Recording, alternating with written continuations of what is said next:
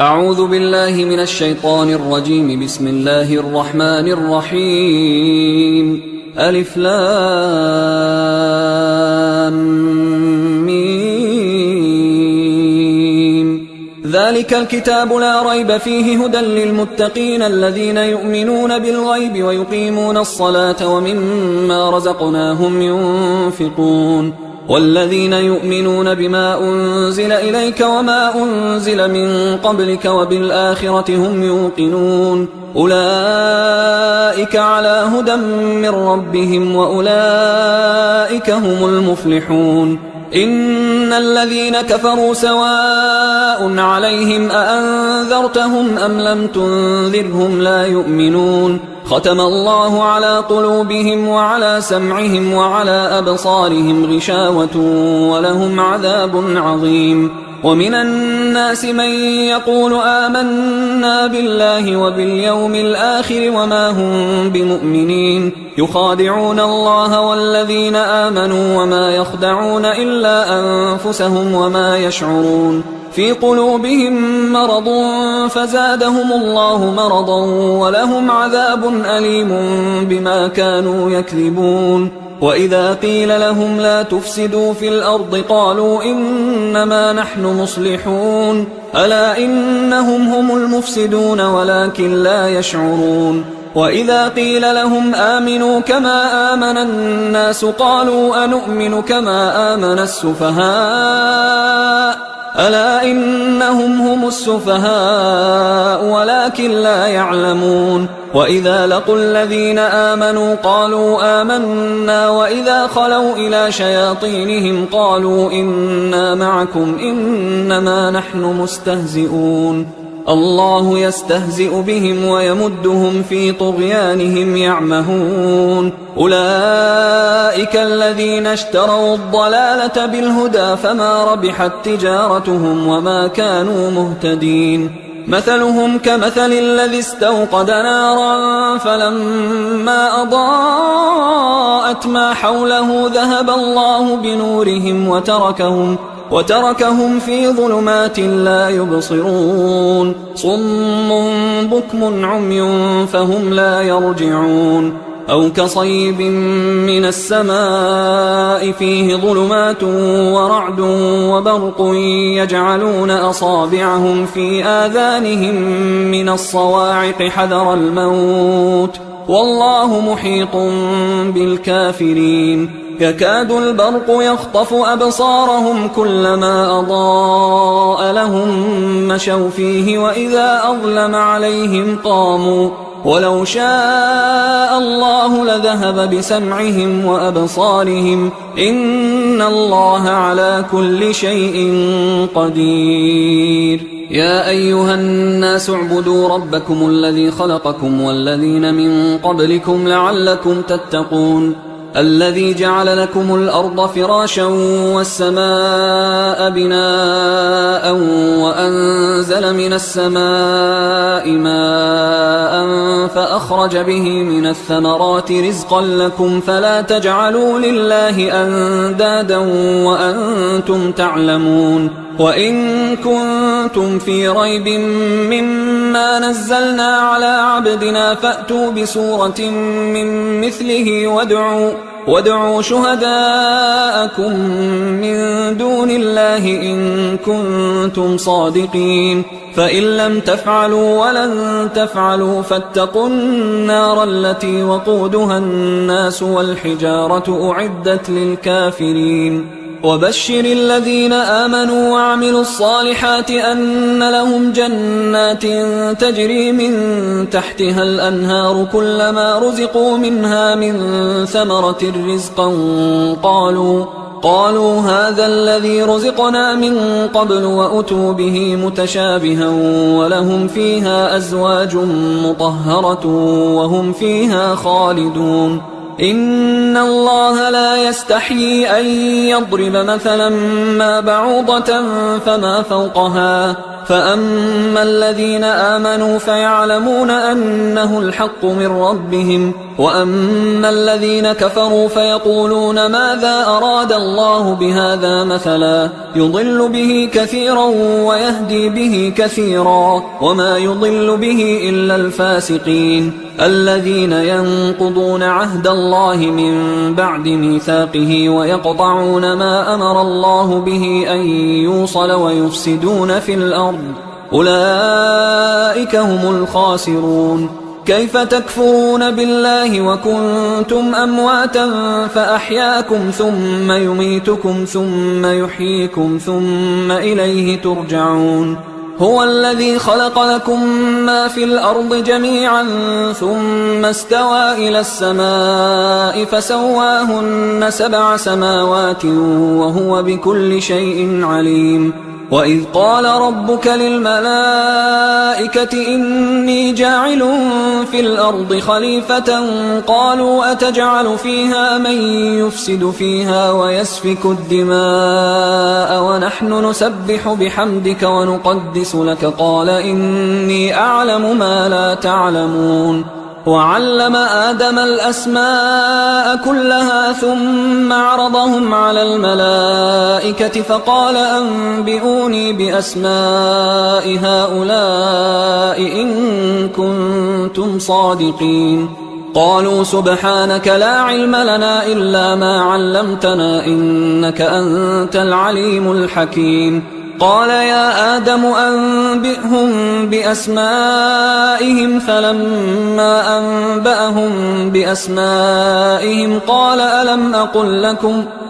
ألم أقل لكم إني أعلم غيب السماوات والأرض وأعلم ما تبدون وما كنتم تكتمون. وإذ قلنا للملائكة اسجدوا لآدم فسجدوا إلا إبليس أبى واستكبر وكان من الكافرين. وقلنا يا آدم اسكن أنت وزوجك الجنة وكلا منها رغدا حيث شئتما ولا تقربا هذه الشجرة فتكونا من الظالمين. فأزلهما الشيطان عنها فأخرجهما مما كانا فيه وقلنا اهبطوا بعضكم لبعض عدو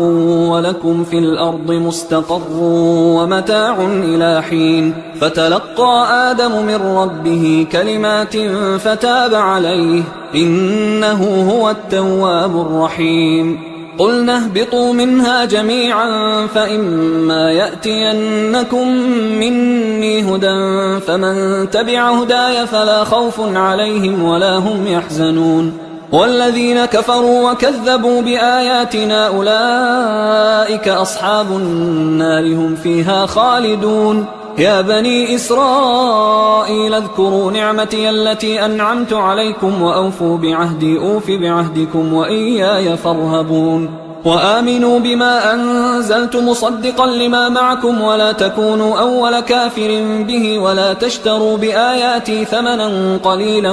وإياي فاتقون. ولا تلبسوا الحق بالباطل وتكتموا الحق وأنتم تعلمون. وأقيموا الصلاة وآتوا الزكاة واركعوا مع الراكعين. أتأمرون الناس بالبر وتنسون أنفسكم وأنتم تتلون الكتاب أفلا تعقلون. واستعينوا بالصبر والصلاة وإنها لكبيرة إلا على الخاشعين الذين يظنون أنهم ملاقو ربهم وأنهم إليه راجعون. يا بني إسرائيل اذكروا نعمتي التي أنعمت عليكم وأني فضلتكم على العالمين. واتقوا يوما لا تجزي نفس عن نفس شيئا ولا يقبل منها شفاعة ولا يؤخذ منها عدل ولا هم ينصرون. وإذ نجيناكم من آل فرعون يسومونكم سوء العذاب يذبحون أبناءكم ويستحيون نساءكم وفي ذلكم بلاء من ربكم عظيم. وإذ فرقنا بكم البحر فأنجيناكم وأغرقنا آل فرعون وأنتم تنظرون. وإذ واعدنا موسى 40 ليلة ثم اتخذتم العجل من بعده وأنتم ظالمون. ثم عفونا عنكم من بعد ذلك لعلكم تشكرون وإذ آتينا موسى الكتاب والفرقان لعلكم تهتدون وإذ قال موسى لقومه يا قوم إنكم ظلمتم أنفسكم باتخاذكم العجل فتوبوا إلى بارئكم فاقتلوا أنفسكم ذلكم خير لكم عند بارئكم فتاب عليكم إنه هو التواب الرحيم وإذ قلتم يا موسى لن نؤمن لك حتى نرى الله جهرة فأخذتكم الصاعقة وأنتم تنظرون ثم بعثناكم من بعد موتكم لعلكم تشكرون وظللنا عليكم الغمام وأنزلنا عليكم المن والسلوى كلوا من طيبات ما رزقناكم وما ظلمونا ولكن كانوا أنفسهم يظلمون وإذ قلنا ادخلوا هذه القرية فكلوا منها حيث شئتم رغدا وادخلوا الباب سجدا وقولوا حطة نغفر لكم خطاياكم وسنزيد المحسنين فبدل الذين ظلموا قولا غير الذي قيل لهم فأنزلنا على الذين ظلموا رجزا من السماء بما كانوا يفسقون وإذ استسقى موسى لقومه فقلنا اضرب بعصاك الحجر فانفجرت منه 12 عينا قد علم كل أناس مشربهم كلوا واشربوا من رزق الله ولا تعثوا في الأرض مفسدين وإذ قلتم يا موسى لن نصبر على طعام واحد فادع لنا ربك يخرج لنا مما تنبت الأرض من بقلها وقثائها وفومها وعدسها وبصلها قال أتستبدلون الذي هو أدنى بالذي هو خير اهبطوا مصرا فإن لكم ما سألتم وضربت عليهم الذلة والمسكنة وباءوا بغضب من الله ذلك بأنهم كانوا يكفرون بآيات الله ويقتلون النبيين بغير الحق ذلك بما عصوا وكانوا يعتدون إن الذين آمنوا والذين هادوا والنصارى والصابئين من آمن بالله واليوم الآخر وعمل صالحا فلهم أجرهم عند ربهم ولا خوف عليهم ولا هم يحزنون وإذ أخذنا ميثاقكم ورفعنا فوقكم الطور خذوا ما آتيناكم بقوة واذكروا ما فيه لعلكم تتقون ثم توليتم من بعد ذلك فلولا فضل الله عليكم ورحمته لكنتم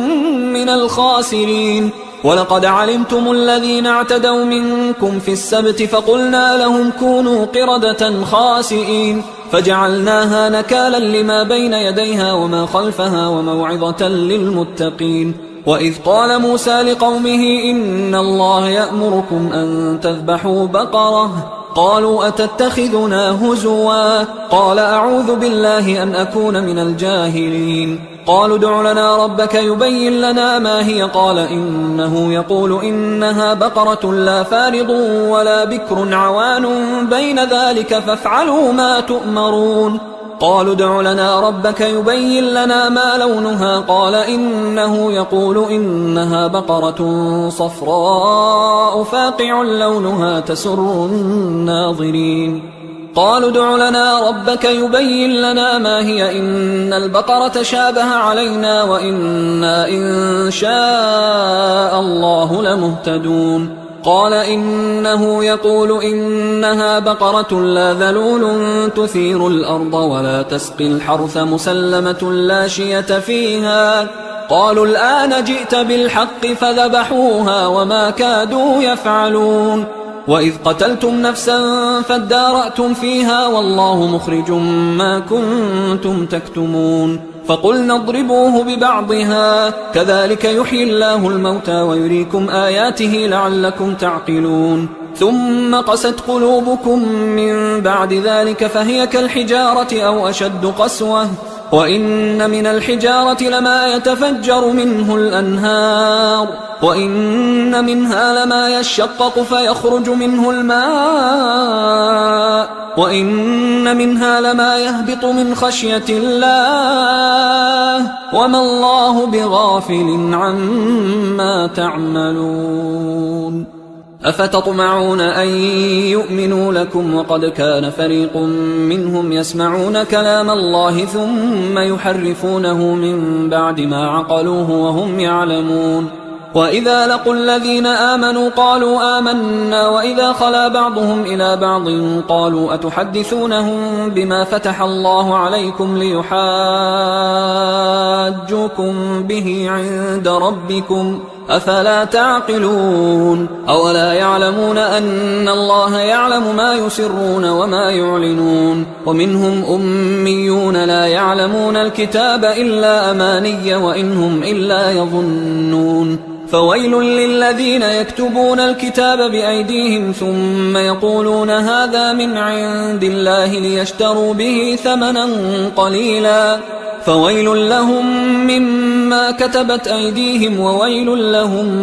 مما يكسبون. وقالوا لن تمسنا النار إلا أياما معدودة قل أتخذتم عند الله عهدا فلن يخلف الله عهده أم تقولون على الله ما لا تعلمون. بلى من كسب سيئة وأحاطت به خطيئته فأولئك أصحاب النار هم فيها خالدون. والذين آمنوا وعملوا الصالحات أولئك أصحاب الجنة هم فيها خالدون. وإذ أخذنا ميثاق بني إسرائيل لا تعبدون إلا الله وبالوالدين إحسانا وذي القربى واليتامى والمساكين وقولوا للناس حسنا وأقيموا الصلاة وآتوا الزكاة ثم توليتم إلا قليلا منكم وأنتم معرضون. وإذ أخذنا ميثاقكم لا تسفكون دماءكم ولا تخرجون أنفسكم من دياركم ثم أقررتم وأنتم تشهدون ثم أنتم هؤلاء تقتلون أنفسكم وتخرجون فريقا منكم من ديارهم تظاهرون عليهم بالإثم والعدوان وإن يأتوكم أسارى تفادوهم وهو محرم عليكم إخراجهم أفتؤمنون ببعض الكتاب وتكفرون ببعض فما جزاء من يفعل ذلك منكم إلا خزي في الحياة الدنيا ويوم القيامة يردون إلى أشد العذاب وما الله بغافل عما تعملون. أولئك الذين اشتروا الحياة الدنيا بالآخرة فلا يخفف عنهم العذاب ولا هم ينصرون. ولقد آتينا موسى الكتاب وقفينا من بعده بالرسل وآتينا عيسى ابن مريم البينات وأيدناه بروح القدس أفكلما جاءكم رسول بما لا تهوى أنفسكم استكبرتم ففريقا كذبتم وفريقا تقتلون. وقالوا قلوبنا غلف بل لعنهم الله بكفرهم فقليلا ما يؤمنون. ولما جاءهم كتاب من عند الله مصدق لما معهم وكانوا من قبل يستفتحون على الذين كفروا فلما جاءهم ما عرفوا كفروا به فلعنة الله على الكافرين. بئس ما اشتروا به أنفسهم أن يكفروا بما أنزل الله بغيا أن ينزل الله من فضله على من يشاء من عباده فباءوا بغضب على غضب وللكافرين عذاب مهين. وإذا قيل لهم آمنوا بما أنزل الله قالوا نؤمن بما أنزل علينا ويكفرون بما وراءه وهو الحق مصدقا لما معهم قل فلم تقتلون أنبياء الله من قبل إن كنتم مؤمنين ولقد جاءكم موسى بالبينات ثم اتخذتم العجل من بعده وأنتم ظالمون وإذ أخذنا ميثاقكم ورفعنا فوقكم الطور خذوا ما آتيناكم بقوة واسمعوا قالوا سمعنا وعصينا وأشربوا في قلوبهم العجل بكفرهم قل بئس ما يأمركم به إيمانكم إن كنتم مؤمنين قل إن كانت لكم الدار الآخرة عند الله خالصة من دون الناس فتمنوا الموت إن كنتم صادقين ولن يتمنوه أبدا بما قدمت أيديهم والله عليم بالظالمين ولتجدنهم أحرص الناس على حياة ومن الذين أشركوا يود أحدهم لو يعمر 1000 سنة وما هو بمزحزحه من العذاب أن يعمر والله بصير بما يعملون قل من كان عدوا لجبريل فإنه نزله على قلبك بإذن الله مصدقا لما بين يديه وهدى وبشرى للمؤمنين من كان عدوا لله وملائكته ورسله وجبريل وميكال فإن الله عدو للكافرين ولقد أنزلنا إليك آيات بينات وما يكفر بها إلا الفاسقون أوكلما عاهدوا عهدا نبذه فريق منهم بل أكثرهم لا يؤمنون ولما جاءهم رسول من عند الله مصدق لما معهم نبذ فريق من الذين أوتوا الكتاب كتاب الله وراء ظهورهم كأنهم لا يعلمون واتبعوا ما تتلو الشياطين على ملك سليمان وما كفر سليمان ولكن الشياطين كفروا يعلمون الناس السحر وما أنزل على الملكين ببابل هاروت وماروت وما يعلمان من أحد حتى يقولا إنما نحن فتنة فلا تكفر فيتعلمون منهما ما يفرقون به بين المرء وزوجه وما هم بضارين به من أحد إلا بإذن الله ويتعلمون ما يضرهم ولا ينفعهم ولقد علموا لمن اشتراه ما له في الآخرة من خلاق ولبئس ما شروا به أنفسهم لو كانوا يعلمون ولو أنهم آمنوا واتقوا لمثوبة من عند الله خير لو كانوا يعلمون يا أيها الذين آمنوا لا تقولوا راعنا وقولوا انظرنا واسمعوا وللكافرين عذاب أليم ما يود الذين كفروا من أهل الكتاب ولا المشركين أن ينزل عليكم من خير من ربكم والله يختص برحمته من يشاء والله ذو الفضل العظيم ما ننسخ من آية أو ننسها نأت بخير منها أو مثلها ألم تعلم أن الله على كل شيء قدير ألم تعلم أن الله له ملك السماوات والأرض وما لكم من دون الله من ولي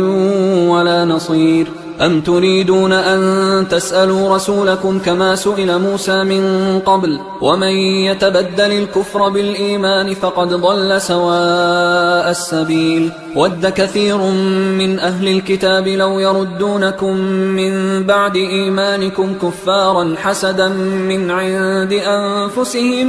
من بعد ما تبين لهم الحق فاعفوا واصفحوا حتى يأتي الله بأمره إن الله على كل شيء قدير وأقيموا الصلاة وآتوا الزكاة وما تقدموا لأنفسكم من خير تجدوه عند الله إن الله بما تعملون بصير وقالوا لن يدخل الجنة إلا من كان هودا أو نصارى تلك أمانيهم قل هاتوا برهانكم إن كنتم صادقين بلى من أسلم وجهه لله وهو محسن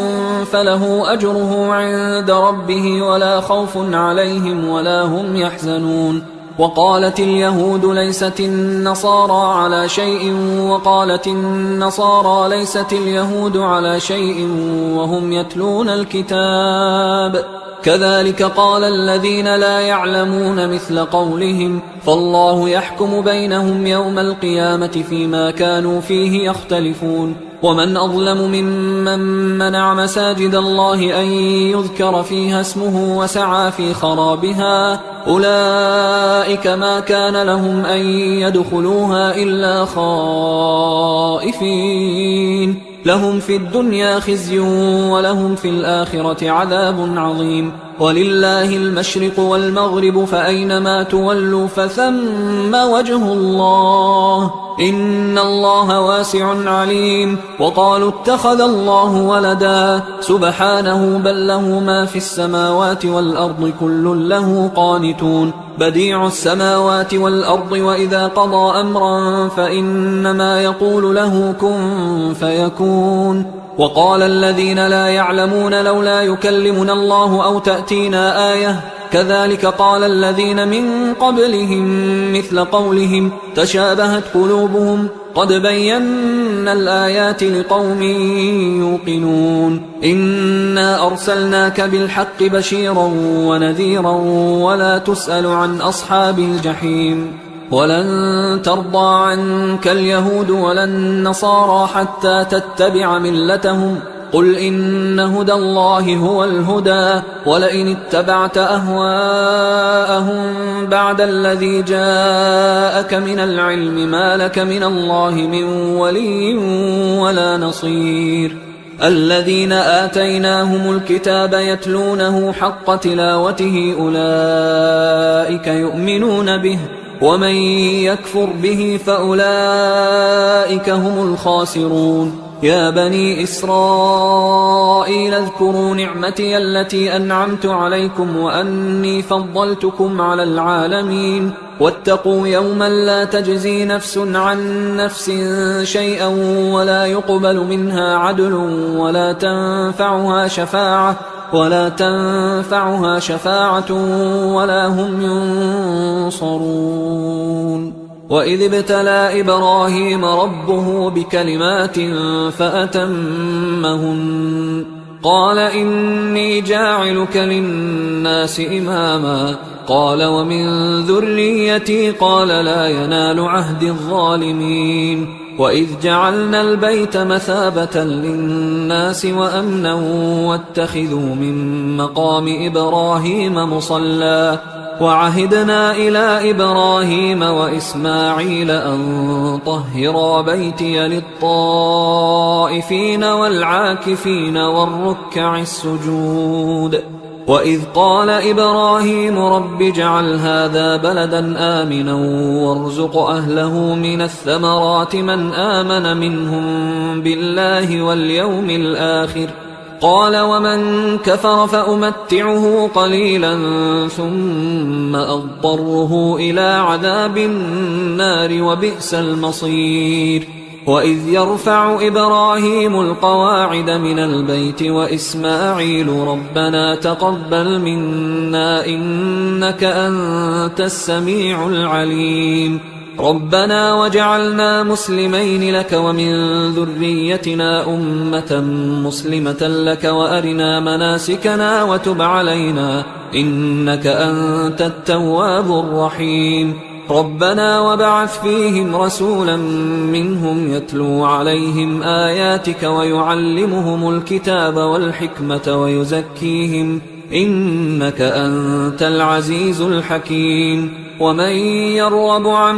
ملة إبراهيم إلا من سفه نفسه ولقد اصطفيناه في الدنيا وإنه في الآخرة لمن الصالحين إذ قال له ربه أسلم قال أسلمت لرب العالمين. ووصى بها إبراهيم بنيه ويعقوب يا بني إن الله اصطفى لكم الدين فلا تموتن إلا وأنتم مسلمون. أم كنتم شهداء إذ حضر يعقوب الموت إذ قال لبنيه ما تعبدون من بعدي قالوا نعبد إلهك وإله آبائك إبراهيم وإسماعيل وإسحاق إلها واحدا ونحن له مسلمون. تلك أمة قد خلت لها ما كسبت ولكم ما كسبتم ولا تسألون عما كانوا يعملون. وقالوا كونوا هودا أو نصارى تهتدوا قل بل ملة إبراهيم حنيفا وما كان من المشركين. قولوا آمنا بالله وما أنزل إلينا وما أنزل إلى إبراهيم وإسماعيل وإسحاق ويعقوب والأسباط وما أوتي موسى وعيسى وما أوتي النبيون من ربهم لا نفرق بين أحد منهم ونحن له مسلمون. فإن آمنوا بمثل ما آمنتم به فقد اهتدوا وإن تولوا فإنما هم في شقاق فسيكفيكهم الله وهو السميع العليم. صبغة الله ومن أحسن من الله صبغة ونحن له عابدون. قل أتحاجوننا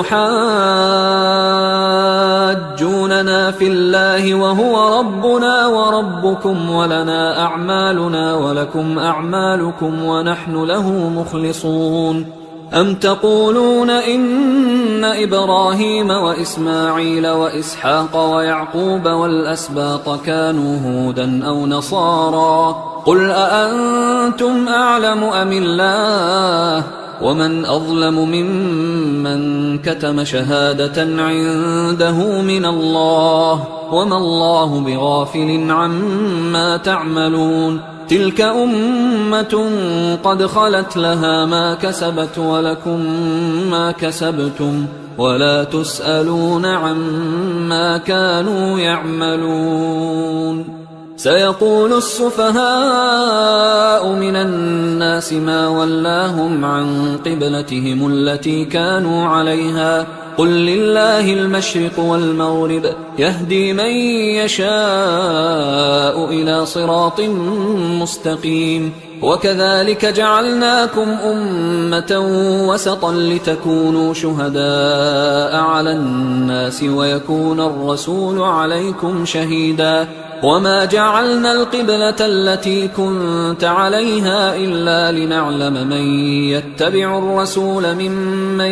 ينقلب على عقبيه وإن كانت لكبيرة إلا على الذين هدى الله وما كان الله ليضيع إيمانكم إن الله بالناس لرؤوف رحيم. قد نرى تقلب وجهك في السماء فلنولينك قبلة ترضاها فول وجهك شطر المسجد الحرام وحيث ما كنتم فولوا وجوهكم شطره وإن الذين أوتوا الكتاب ليعلمون أنه الحق من ربهم وما الله بغافل عما يعملون. ولئن أتيت الذين أوتوا الكتاب بكل آية ما تبعوا قبلتك وما أنت بتابع قبلتهم وما بعضهم بتابع قبلة بعض ولئن اتبعت أهواءهم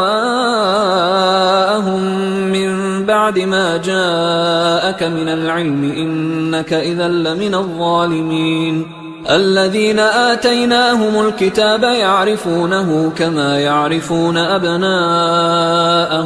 وإن فريقا منهم ليكتمون الحق وهم يعلمون الحق من ربك فلا تكونن من الممترين ولكل وجهة هو موليها فاستبقوا الخيرات أينما تكونوا يأت بكم الله جميعا إن الله على كل شيء قدير ومن حيث خرجت فول وجهك شطر المسجد الحرام وإنه للحق من ربك وما الله بغافل عما تعملون ومن حيث خرجت فول وجهك شطر المسجد الحرام وحيث ما كنتم فولوا وجوهكم شطره لئلا يكون للناس عليكم حجة إلا الذين ظلموا منهم فلا تخشوهم واخشوني ولأتم نعمتي عليكم ولعلكم تهتدون كما أرسلنا فيكم رسولا منكم يتلو عليكم آياتنا ويزكيكم ويعلمكم الكتاب والحكمة ويعلمكم ما لم تكونوا تعلمون فاذكروني أذكركم واشكروا لي ولا تكفرون يا أيها الذين آمنوا استعينوا بالصبر والصلاة إن الله مع الصابرين ولا تقولوا لمن يقتل في سبيل الله أموات بل أحياء ولكن لا تشعرون ولنبلونكم بشيء من الخوف والجوع ونقص من الأموال والأنفس والثمرات وبشر الصابرين الذين إذا أصابتهم مصيبة قالوا إنا لله وإنا إليه راجعون أولئك عليهم صلوات من ربهم ورحمة وأولئك هم المهتدون إن الصفا والمروة من شعائر الله فمن حج البيت أو اعتمر فلا جناح عليه أن يطوف بهما ومن تطوع خيرا فإن الله شاكر عليم إن الذين يكتمون ما أنزلنا من البينات والهدى من بعد ما بيناه للناس في الكتاب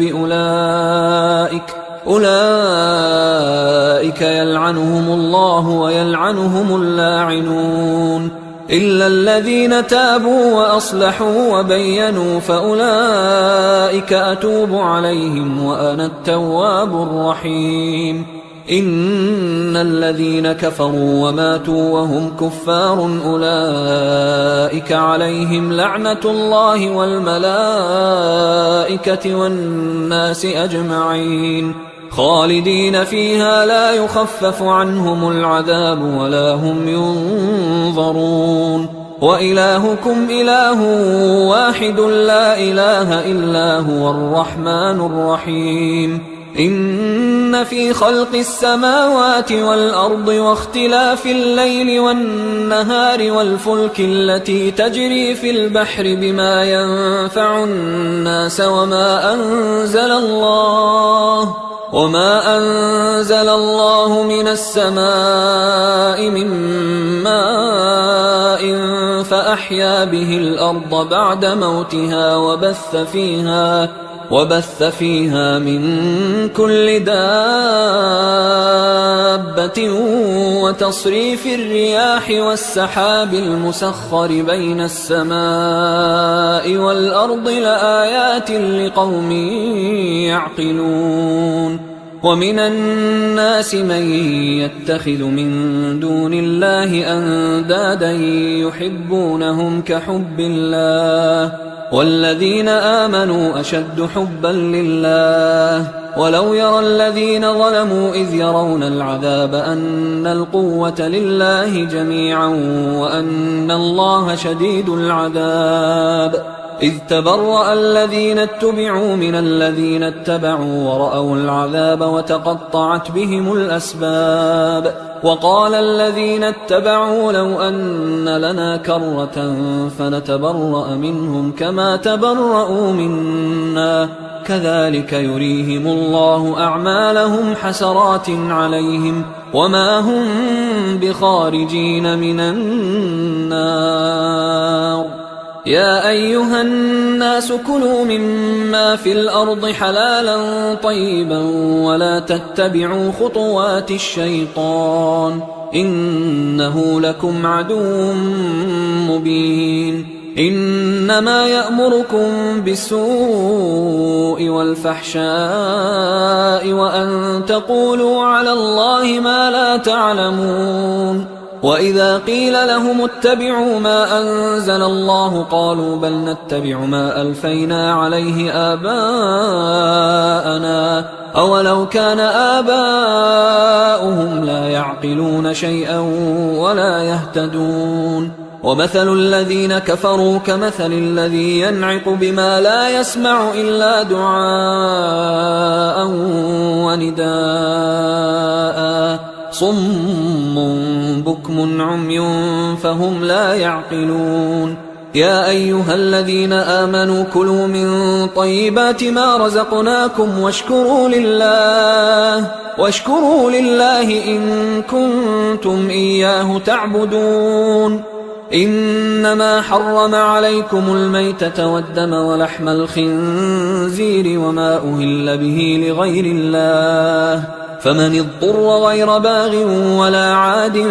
فلا إثم عليه إن الله غفور رحيم. إن الذين يكتمون ما أنزل الله من الكتاب ويشترون به ثمنا قليلا أولئك ما يأكلون في بطونهم إلا النار ولا يكلمهم الله يوم القيامة ولا يزكيهم ولهم عذاب أليم. أولئك الذين اشتروا الضلالة بالهدى والعذاب بالمغفرة فما أصبرهم على النار ذلك بأن الله نزل الكتاب بالحق وإن الذين اختلفوا في الكتاب لفي شقاق بعيد. ليس البر أن تولوا وجوهكم قبل المشرق والمغرب ولكن البر من آمن بالله واليوم الآخر والملائكة والكتاب والنبيين وآتى المال على حبه ذوي القربى واليتامى والمساكين وابن السبيل والسائلين وفي الرقاب وأقام الصلاة وآتى الزكاة والموفون بعهدهم إذا عاهدوا والصابرين في البأساء والضراء وحين البأس أولئك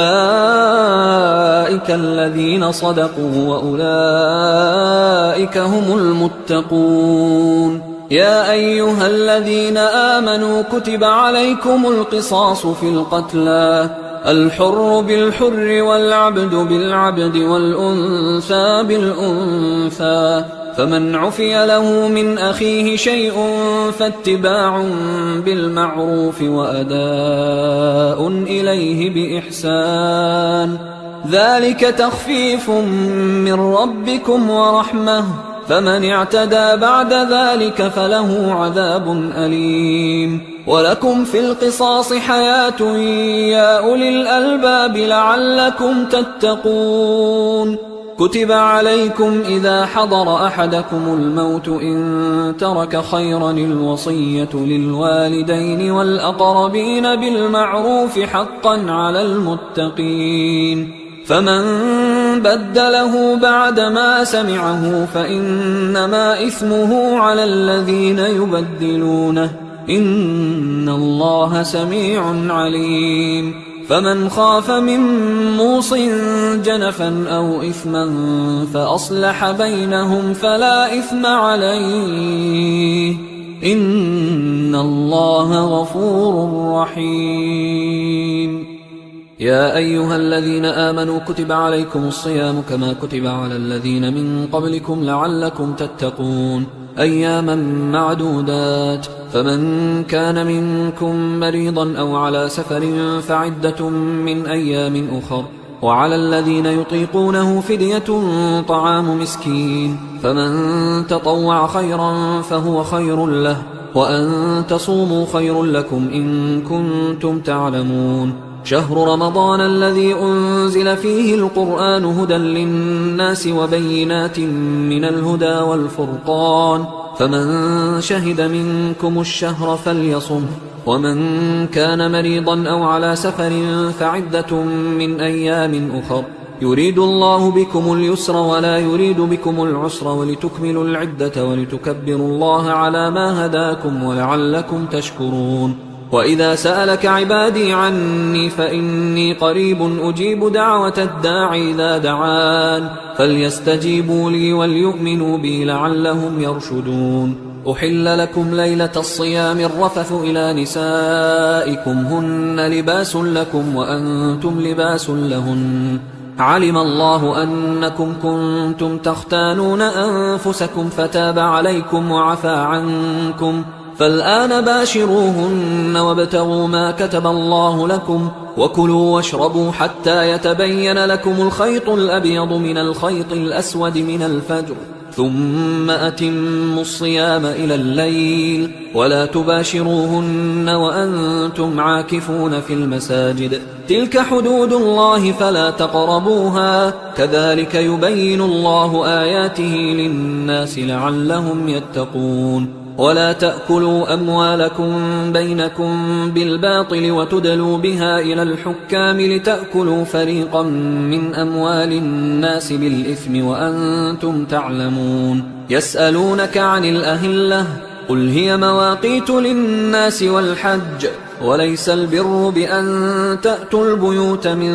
ظهورها ولكن البر من اتقى، وأتوا البيوت من أبوابها واتقوا الله لعلكم تفلحون. وقاتلوا في سبيل الله الذين يقاتلونكم ولا تعتدوا إن الله لا يحب المعتدين. وقتلوهم حيث ثقفتموهم وأخرجوهم من حيث أخرجوكم والفتنة أشد من القتل، ولا تقاتلوهم عند المسجد الحرام حتى يقاتلوكم فيه، فإن قاتلوكم فاقتلوهم، كذلك جزاء الكافرين، فإن انتهوا فإن الله غفور رحيم. وقاتلوهم حتى لا تكون فتنة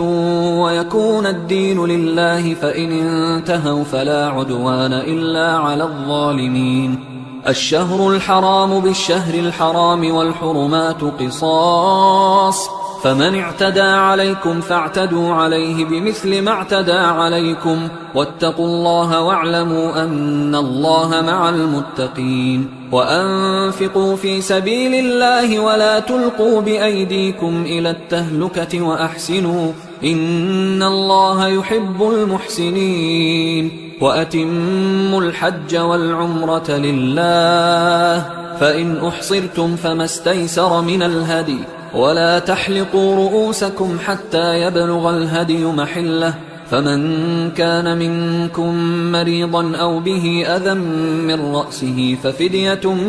من صيام أو صدقة أو نسك، فإذا أمنتم فمن تمتع بالعمرة إلى الحج فما استيسر من الهدي، فمن لم يجد فصيام 3 أيام في الحج و7 إذا رجعتم، تلك 10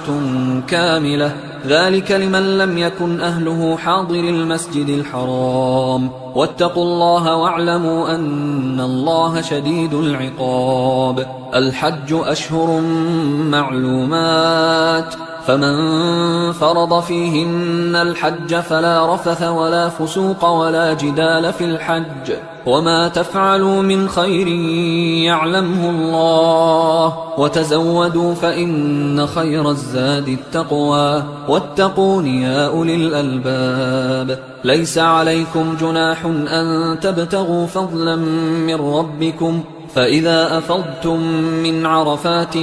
فاذكروا الله عند المشعر الحرام واذكروه كما هداكم وإن كنتم من قبله لمن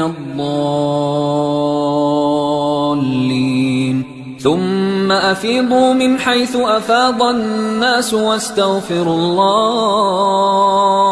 إن الله غفور رحيم. فإذا قضيتم مناسككم فاذكروا الله كذكركم آباءكم أو أشد ذكرا. فمن الناس من يقول ربنا آتنا في الدنيا وما له في الآخرة من خلاق ومنهم من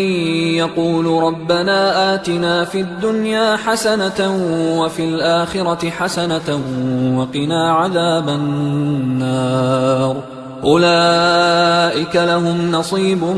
مما كسبوا والله سريع الحساب. واذكروا الله في أيام معدودات فمن تعجل في يومين فلا إثم عليه ومن تأخر فلا إثم عليه لمن اتقى واتقوا الله واعلموا أنكم إليه تحشرون. ومن الناس من يعجبك قوله في الحياة الدنيا ويشهد الله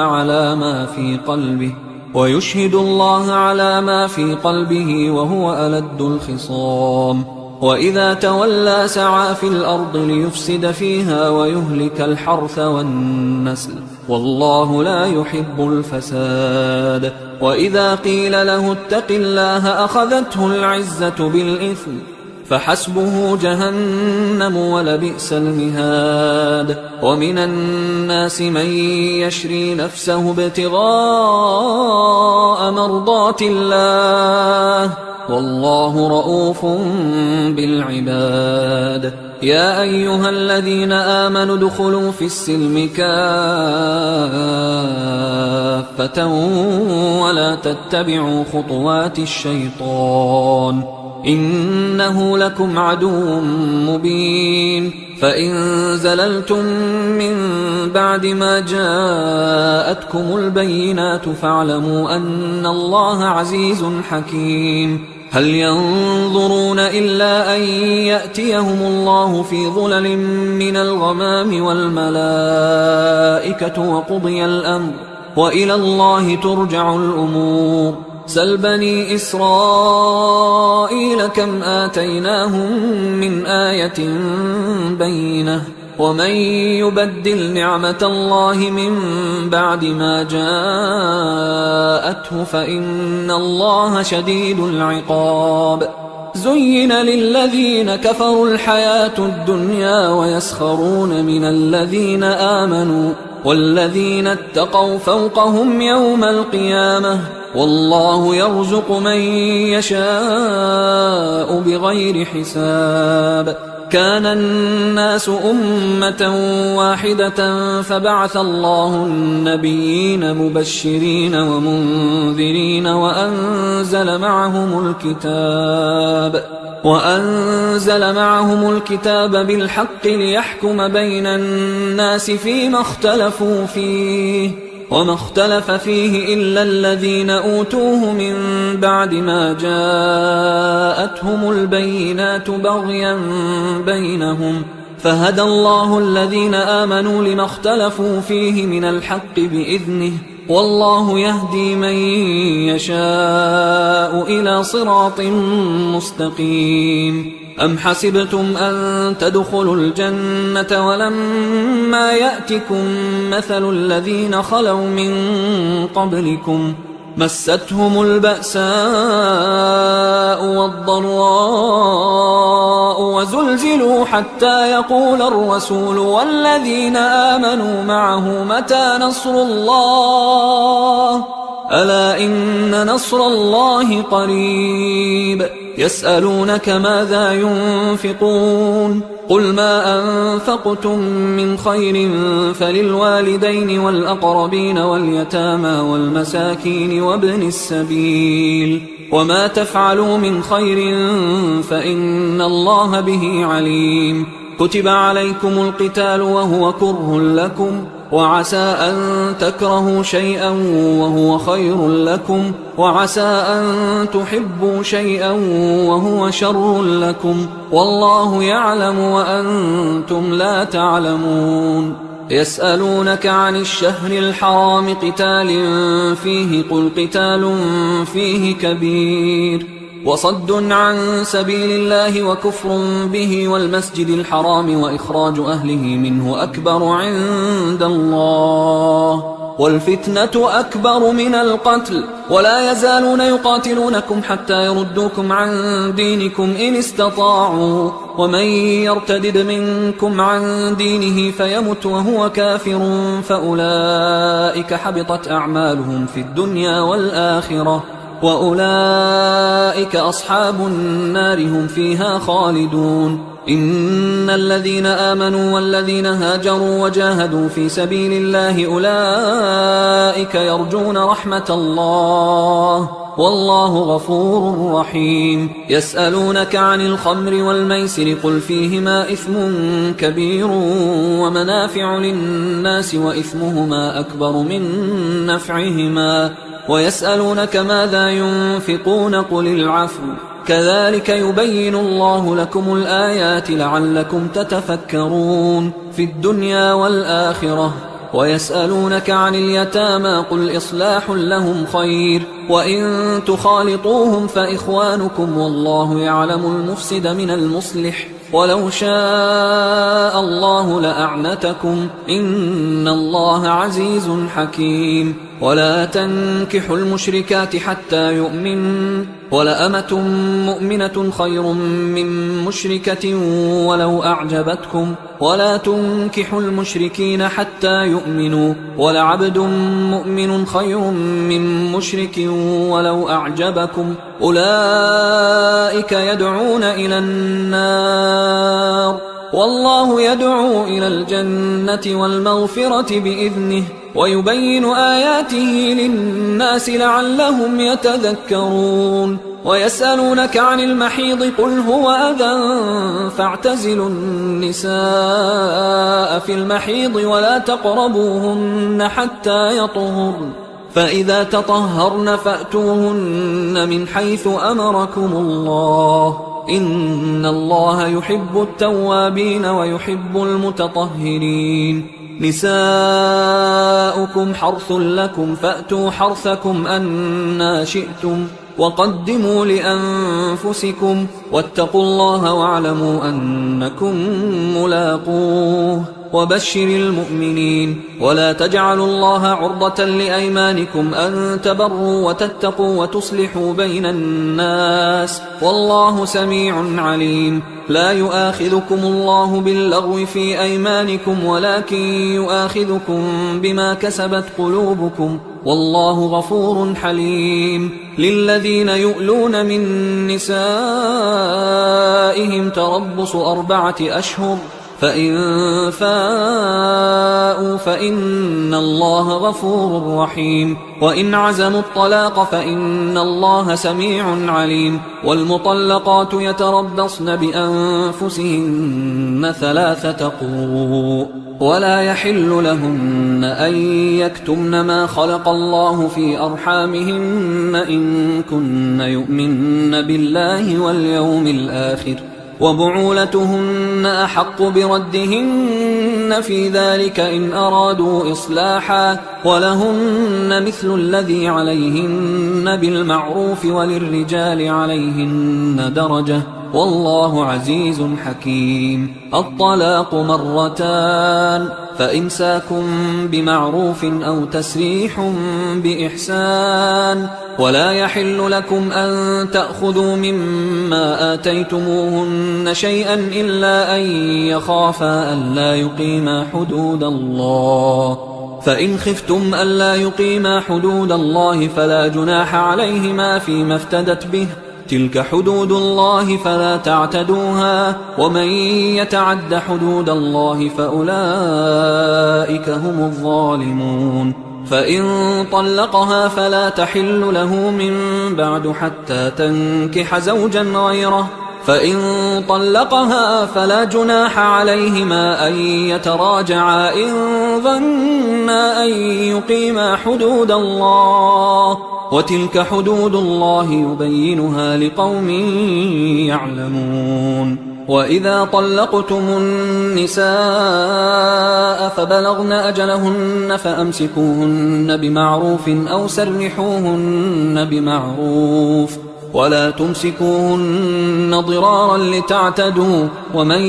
يفعل ذلك فقد ظلم نفسه. ولا تتخذوا آيات الله هزوا، واذكروا نعمة الله عليكم وما أنزل عليكم من الكتاب والحكمة يعظكم به، واتقوا الله واعلموا أن الله بكل شيء عليم. وإذا طلقتم النساء فبلغن أجلهن فلا تعضلوهن أن ينكحن أزواجهن إذا تراضوا بينهم بالمعروف، ذلك يوعظ به من كان منكم يؤمن بالله واليوم الآخر، ذلكم أزكى لكم وأطهر، والله يعلم وأنتم لا تعلمون. والوالدات يرضعن أولادهن حولين كاملين لمن أراد أن يتم الرضاعة، وعلى المولود له رزقهن وكسوتهن بالمعروف، لا تكلف نفس إلا وسعها، لا تضار والدة بولدها ولا مولود له بولده، وعلى الوارث مثل ذلك، فإن أرادا فصالا عن تراض منهما وتشاور فلا جناح عليهما. وإن أردتم أن تسترضعوا أولادكم فلا جناح عليكم إذا سلمتم ما آتيتم بالمعروف، واتقوا الله واعلموا أن الله بما تعملون بصير. والذين يتوفون منكم ويذرون أزواجا يتربصن بأنفسهن 4 أشهر و10، فإذا بلغن أجلهن فلا جناح عليكم فيما فعلن في أنفسهن بالمعروف، والله بما تعملون خبير. ولا جناح عليكم فيما عرضتم به من خطبة النساء أو أكننتم في أنفسكم، علم الله أنكم ستذكرونهن ولكن لا تواعدوهن سرا إلا أن تقولوا قولا معروفا، ولا تعزموا عقدة النكاح حتى يبلغ الكتاب أجله، واعلموا أن الله يعلم ما في أنفسكم فاحذروه، واعلموا أن الله غفور حليم. لا جناح عليكم إن طلقتم النساء ما لم تمسوهن أو تفرضوا لهن فريضة، ومتعوهن على الموسع قدره وعلى المقتر قدره متاعا بالمعروف حقا على المحسنين. وإن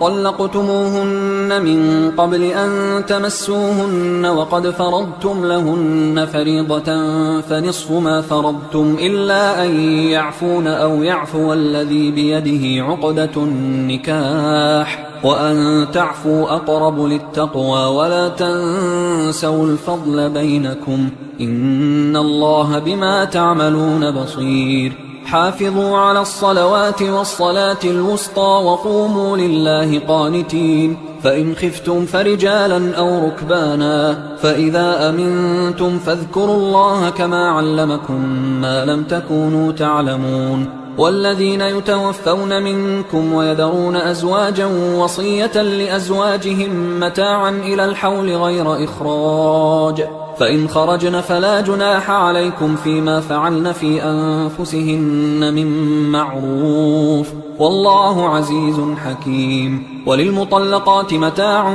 بالمعروف حقا على المتقين، كذلك يبين الله لكم آياته لعلكم تعقلون. ألم تر إلى الذين خرجوا من ديارهم وهم ألوف حذر الموت فقال لهم الله موتوا ثم أحياهم إن الله لذو فضل على الناس ولكن أكثر الناس لا يشكرون وقاتلوا في سبيل الله واعلموا أن الله سميع عليم من ذا الذي يقرض الله قرضا حسنا فيضاعفه له أضعافا كثيرة والله يقبض ويبسط وإليه ترجعون ألم تر إلى الملأ من بني إسرائيل من بعد موسى إذ قالوا لنبي له مبعث لنا ملكا نقاتل في سبيل الله قال هل عسيتم إن كتب عليكم القتال ألا تقاتلوا قالوا وما لنا ألا نقاتل في سبيل الله وقد أخرجنا من ديارنا وأبنائنا فلما كتب عليهم القتال تولوا إلا قليلا منهم والله عليم بالظالمين وقال لهم نبيهم إن الله قد بعث لكم طالوت ملكا قالوا أنى يكون له الملك علينا ونحن أحق بالملك منه ولم يؤت سعة من المال قال إن الله اصطفاه عليكم وزاده بسطة في العلم والجسم والله يؤتي ملكه من يشاء والله واسع عليم وقال لهم نبيهم إن آية ملكه أن يأتيكم التابوت فيه سكينة من ربكم وبقية مما ترك آل موسى وآل هارون تحمله الملائكة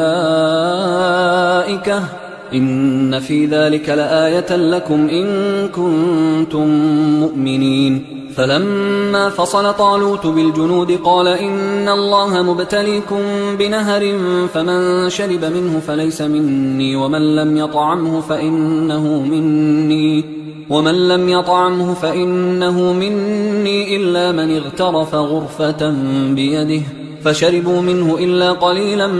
منهم فلما جاوزه هو والذين آمنوا معه قالوا لا طاقة لنا اليوم بجالوت وجنوده قال الذين يظنون أنهم ملاقوا الله كم من فئة قليلة غلبت فئة كثيرة بإذن الله والله مع الصابرين ولما برزوا لجالوت وجنوده قالوا ربنا أفرغ علينا صبرا وثبت أقدامنا وانصرنا على القوم الكافرين فهزموهم بإذن الله وقتل داود جالوت وآتاه الله الملك والحكمة وعلمه مما يشاء ولولا دفع الله الناس بعضهم ببعض لفسدت الأرض ولكن الله ذو فضل على العالمين تلك آيات الله نتلوها عليك بالحق وإنك لمن المرسلين تلك الرسل فضلنا بعضهم على بعض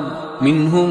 من كلم الله ورفع بعضهم درجات وآتينا عيسى ابن مريم البينات وأيدناه بروح القدس ولو شاء الله ما اقتتل الذين من بعدهم من بعد ما جاءتهم البينات ولكن اختلفوا فمنهم من آمن ومنهم من كفر ولو شاء الله ما اقتتلوا ولكن الله يفعل ما يريد يا أيها الذين آمنوا أنفقوا مما رزقناكم من قبل أن يأتي يوم لا بيع فيه ولا خلة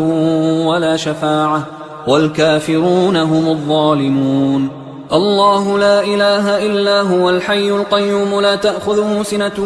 ولا نوم له ما في السماوات وما في الأرض من ذا الذي يشفع عنده إلا بإذنه يعلم ما بين أيديهم وما خلفهم ولا يحيطون بشيء من علمه إلا بما شاء وسع كرسيه السماوات والأرض ولا يؤوده حفظهما وهو العلي العظيم لا إكراه في الدين قد تبين الرشد من الغي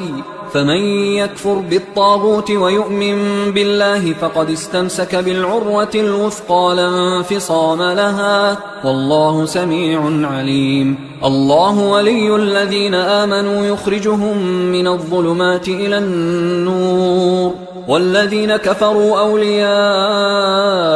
الطاغوت يخرجونهم من النور إلى الظلمات أولئك أصحاب النار هم فيها خالدون. ألم تر إلى الذي حاج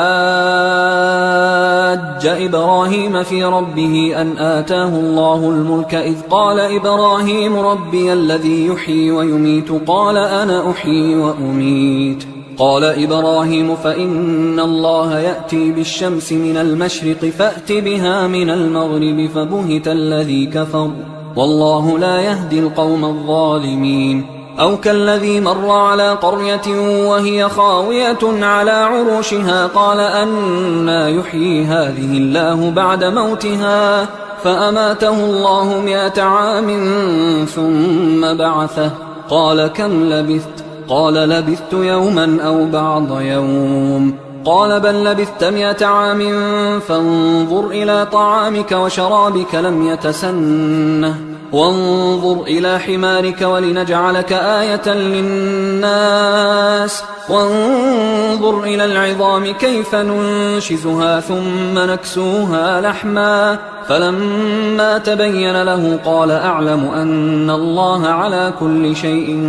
قدير. وإذ قال إبراهيم رب أرني كيف تحيي الموتى قال أولم تؤمن قال بلى ولكن ليطمئن قلبي قال فخذ 4 من الطير فصرهن إليك ثم اجعل على كل جبل منهن جزءا ثم ادعهن يأتينك سعيا واعلم أن الله عزيز حكيم. مثل الذين ينفقون أموالهم في سبيل الله كمثل حبة أنبتت 7 سنابل في كل سنبلة 100 حبة والله يضاعف لمن يشاء والله واسع عليم. الذين ينفقون أموالهم في سبيل الله ثم لا يتبعون ما أنفقوا منا ولا أذى لهم أجرهم عند ربهم ولا خوف عليهم ولا هم يحزنون. قول معروف ومغفرة خير من صدقة يتبعها أذى والله غني حليم. يا أيها الذين آمنوا لا تبطلوا صدقاتكم بالمن والأذى كالذي ينفق ماله رئاء الناس ولا يؤمن بالله واليوم الآخر فمثله كمثل صفوان عليه تراب فأصابه وابل فتركه صلدا لا يقدرون على شيء مما كسبوا والله لا يهدي القوم الكافرين. ومثل الذين ينفقون أموالهم ابتغاء مرضات الله وتثبيتا من أنفسهم كمثل جنة بربوة أصابها وابل فآتت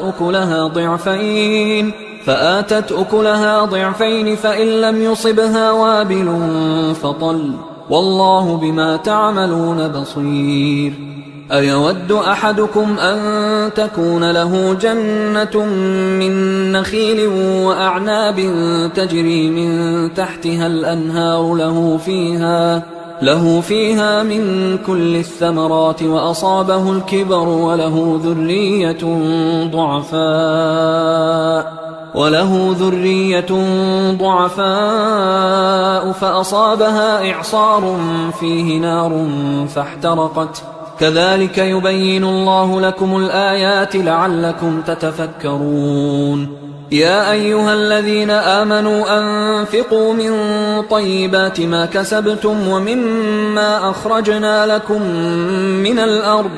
ولا تيمموا الخبيث منه تنفقون ولستم بآخذيه إلا أن تغمضوا فيه واعلموا أن الله غني حميد. الشيطان يعدكم الفقر ويأمركم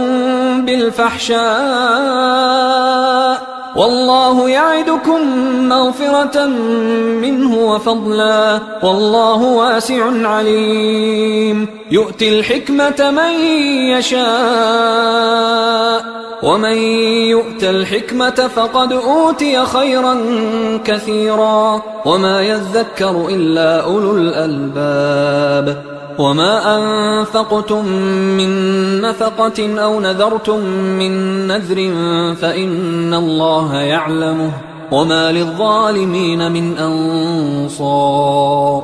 إن تبدوا الصدقات فنعما هي وإن تخفوها وتؤتوها الفقراء فهو خير لكم ويكفر عنكم من سيئاتكم والله بما تعملون خبير ليس عليك هداهم ولكن الله يهدي من يشاء وما تنفقوا من خير فلأنفسكم وما تنفقون إلا ابتغاء وجه الله وما تنفقوا من خير يوفى إليكم وأنتم لا تظلمون للفقراء الذين أحصروا في سبيل الله لا يستطيعون ضربا في الأرض يحسبهم الجاهل أغنياء من التعفف تعرفهم بسيماهم لا يسألون الناس إلحافا وما تنفقوا من خير فإن الله به عليم الذين ينفقون أموالهم بالليل والنهار سرا وعلانية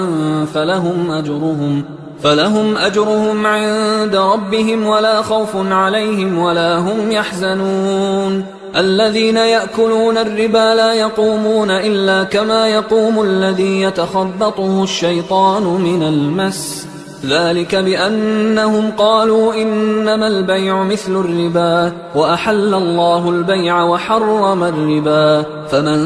جاءه موعظة من ربه فانتهى فله ما سلف وأمره إلى الله ومن عاد فأولئك أصحاب النار هم فيها خالدون يمحق الله الربا ويربي الصدقات والله لا يحب كل كفار أثيم إن الذين آمنوا وعملوا الصالحات وأقاموا الصلاة وآتوا الزكاة لهم أجرهم عند ربهم ولا خوف عليهم ولا هم يحزنون يا أيها الذين آمنوا اتقوا الله وذروا ما بقي من الربا إن كنتم مؤمنين فإن لم تفعلوا فأذنوا بحرب من الله ورسوله وإن تبتم فلكم رؤوس أموالكم لا تظلمون ولا تظلمون وإن كان ذو عسرة فنظرة إلى ميسرة وأن تصدقوا خير لكم إن كنتم تعلمون واتقوا يوما ترجعون فيه إلى الله ثم توفى كل نفس ما كسبت وهم لا يظلمون يا أيها الذين آمنوا إذا تداينتم بدين إلى أجل مسمى فاكتبوه وليكتب بينكم كاتب بالعدل ولا يأب كاتب أن يكتب كما علمه الله فليكتب وليملل الذي عليه الحق وليتق الله ربه ولا يبخس منه شيئا فإن كان الذي عليه الحق سفيها أو ضعيفا أو لا يستطيع أن يمله فليملل وليه بالعدل واستشهدوا شهيدين من رجالكم فإن لم يكونا رجلين فرجل وامرأتان ممن ترضون من الشهداء أن تضل إحداهما فتذكر إحداهما الأخرى ولا يأبى الشهداء إذا ما دعوا ولا تسأموا أن تكتبوه صغيرا أو كبيرا إلى أجله ذلكم أقسط عند الله وأقوم للشهادة وأدنى أن لا ترتابوا إلا أن تكون تجارة حاضرة تديرونها بينكم فليس عليكم جناح ألا تكتبوها وأشهدوا إذا تبايعتم ولا يضار كاتب ولا شهيد وإن تفعلوا فإنه فسوق بكم واتقوا الله ويعلمكم الله والله بكل شيء عليم وإن كنتم على سفر ولم تجدوا كاتبا فرهان مقبوضة، فإن أمن بعضكم بعضا فليؤدي الذي اؤتمن أمانته وليتق الله ربه ولا تكتموا الشهادة، ومن يكتمها فإنه آثم قلبه والله بما تعملون عليم. لله ما في السماوات وما في الأرض، وإن تبدوا ما في أنفسكم أو تخفوه يحاسبكم به الله فيغفر لمن يشاء ويعذب من يشاء والله على كل شيء قدير. آمن الرسول بما أنزل إليه من ربه والمؤمنون كل آمن بالله وملائكته وكتبه ورسله لا نفرق بين أحد من رسله وقالوا سمعنا وأطعنا غفرانك ربنا وإليك المصير. لا يكلف الله نفسا إلا وسعها، لها ما كسبت وعليها ما اكتسبت. ربنا لا تؤاخذنا إن نسينا أو أخطأنا، ربنا ولا تحمل علينا إصرا كما حملته على الذين من قبلنا، ربنا ولا تحملنا ما لا طاقة لنا به، واعف عنا واغفر لنا وارحمنا، أنت مولانا فانصرنا على القوم الكافرين. حصري